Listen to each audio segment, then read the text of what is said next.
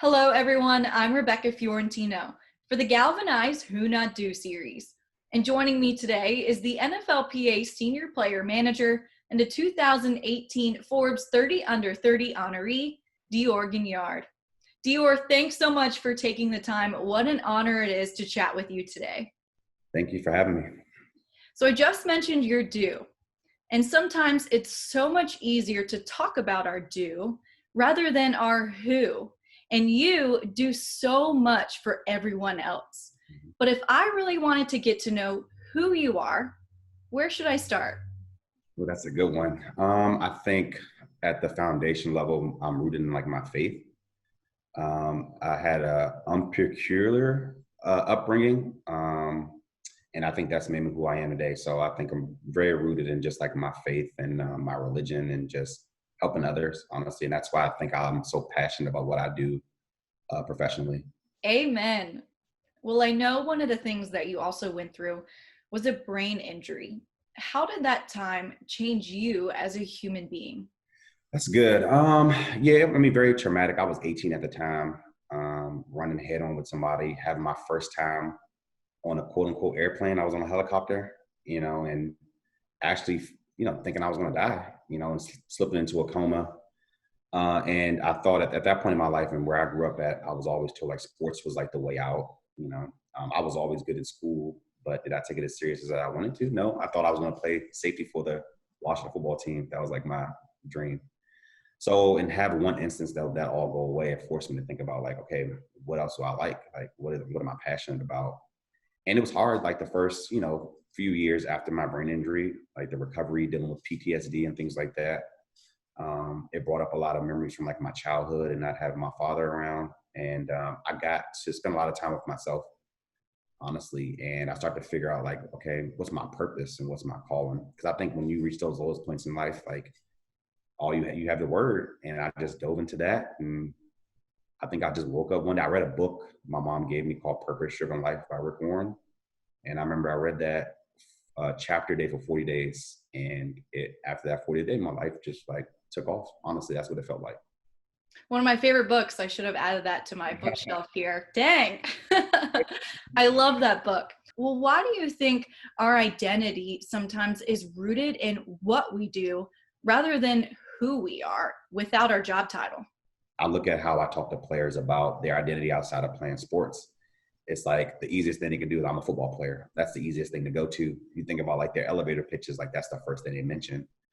But it's like our identity goes way beyond that. And I think just not personally, but professionally, and noticing some of these players, like the way they navigate their identities now, like realizing that they offer more than just playing sports. Like their fathers, some of them are sons, brothers, they're community members, they're advocates. And it's, reassuring and making players aware, like, look, you're more than just a football player, right? This day and age of just being an athlete, those days are over. You bring more to that. You have thoughts, you have ideas, you have passions. And in my role, I tap into that. And I think in order for me to be genuine in my role and helping players figure out their identity beyond sports, I have to tap into that too, personally. And so that's why I think books like Purpose Driven Life is something that I've gravitated towards. And I'm not operating at 100% of really who I am, then I'm really not a benefit to a player.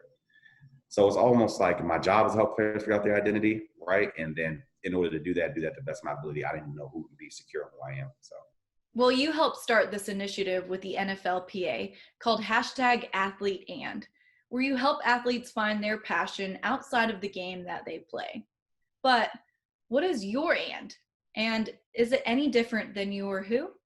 Good question. I'm not an athlete anymore. I don't run as fast or jump as high, but I would say my and is like athlete. I would say advocate.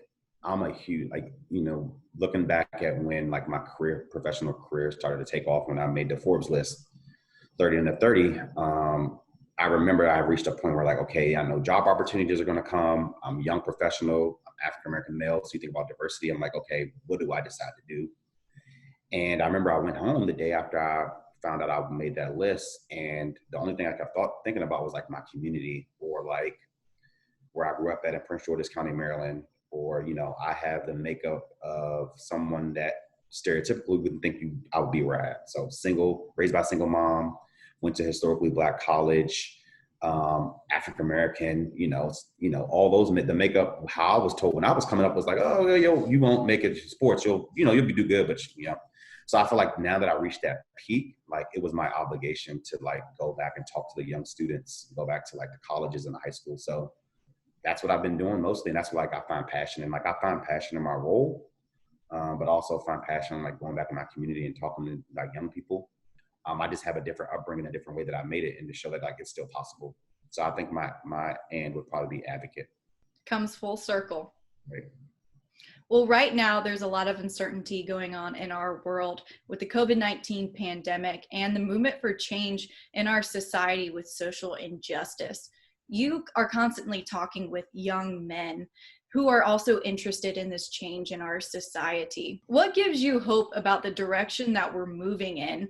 Because some days that hope is hard to come by. Well, one, on hope, I feel like that's one thing we have to cling to, because I feel like when you give up hope, you give up like the effort and like the motivation to keep going, right? And so my hope is in one, I think even talking about social justice, you think about the fact that, a lot of this came to play because we were in the middle of a pandemic and everyone had to slow down. So it's hard not to focus on this. And I think it starts with the conversation. Like we wouldn't be having these conversations if, I don't know, to this extent, if we weren't in the middle of a pandemic. I have hope in the generation that we're in now. Like, I feel like we're a generation that we get frowned upon a lot. Like we want things fast, we want instant gratification, but I think we also question everything. Like we don't ask why, we ask why not. Like, why can't we do anything? Why can't, and I think the acceptance of people, I think the acceptance of diversity, I look at like just the industry we work in and it being so male dominated, and I've seen over the past couple of years, just the fusion of more women in sports. I think those things are important, but I also think it's important just more people are stepping up as advocates. So like, I think it's important when you think about, women in sports, it's important for men to be advocates of that, right?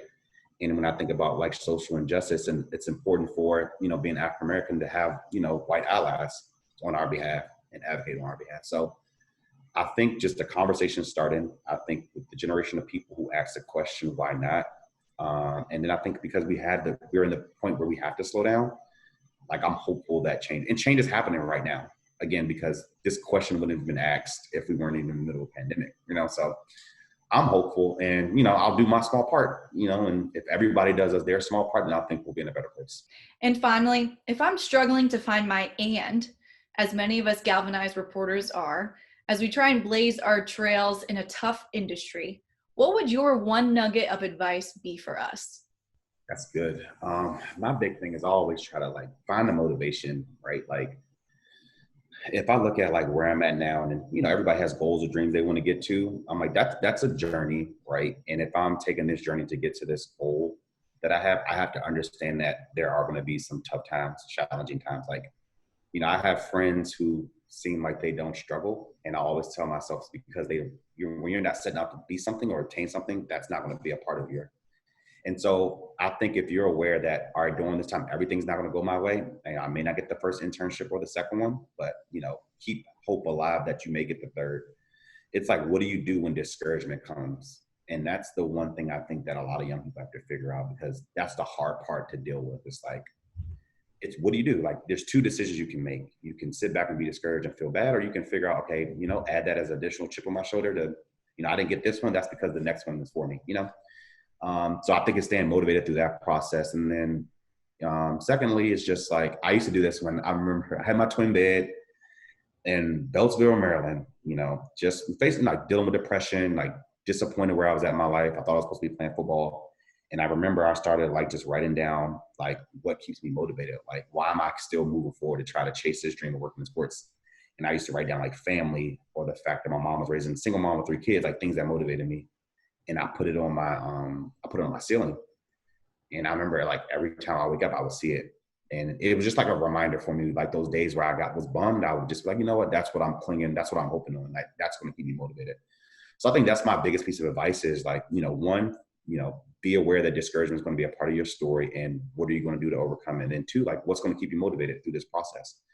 And the process is fun, but like if you find the thing that keeps you motivated when those tough times come, you just rely on the thing that keeps you going. So.